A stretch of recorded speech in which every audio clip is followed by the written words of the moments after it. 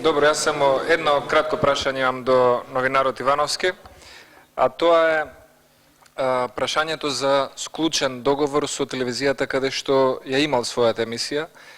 Дали е приватна телевизија, дали е договор за основа на реклами, дали е договор за основа на рок на време трајање, кога вашата емисија се емитувала, и дали е тоа одлука на приватниот собственик, кого што не го познавам, или пак е одлука на некој друг. Благодарам.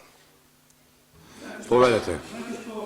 Знаете што, господин Милошевски, јас многу добро го ценам вашето, го разбирам вашето лицемерие сега, како вие се правите дека не знаете што се случува во оваа држава.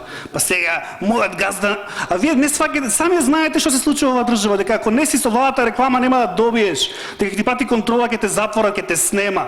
Тоа се случи со А2, со А1, Алфа ТВ ја купија.